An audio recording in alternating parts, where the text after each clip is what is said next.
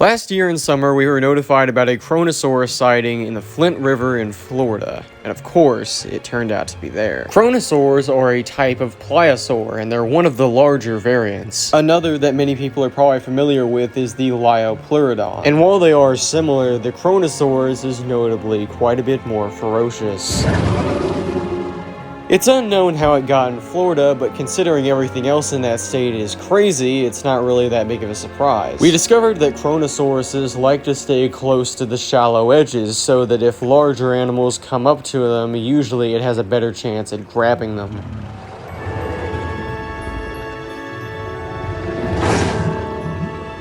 But living in a large, murky water system, it's kind of a very standout creature, obviously. The local algae conflicts with the black and tan colors that the Kronosaur possesses. It's been at this bank for a couple hours now, so after a little bit of a sunbathe, it's gonna have to go into deeper water downstream. This rockside is a very nice place for other Ingen animals to come in and have a drink. So after resting for a quick minute, it decides that it has to head back.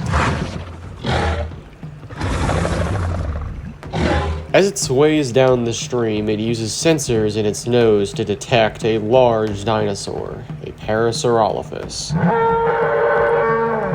Paras are a very widespread dinosaur, and this one is currently trying to cross this large river. Its herd is waiting for it not too far away, and once it rejoins them, it can keep going on its migration. Even though the water is clear today, that doesn't mean any predator doesn't sit here waiting. After taking a quick breath of air, the Kronosaurus moves in. Even though the colors of the Kronosaurus may seem like a very large distraction, and you would be very right in saying that, the Parasaur is focused more on whether the water is deep enough for it to get across.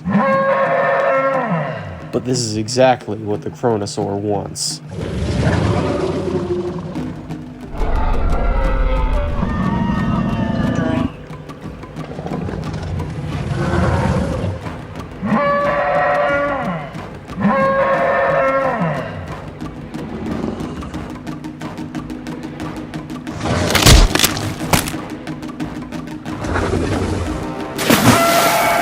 It takes short work for the Kronosaur to take down the already struggling Parasaur.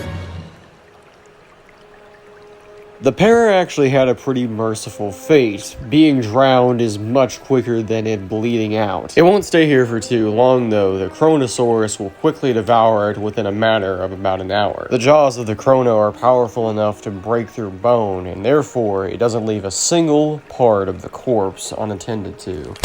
It lurks victoriously over its kill, standing guard very triumphantly. And a couple hours later, after it consumes the para, we can see it gracefully sleeping on the surface. And that's all we have for this episode of Ingen Dinosaur Profile. We usually don't cover marine reptiles since they're pretty hard to find and they're pretty difficult to film with as well, but this time we had to jump on it. Next time, we'll be covering a predator that's became pretty infamous this season.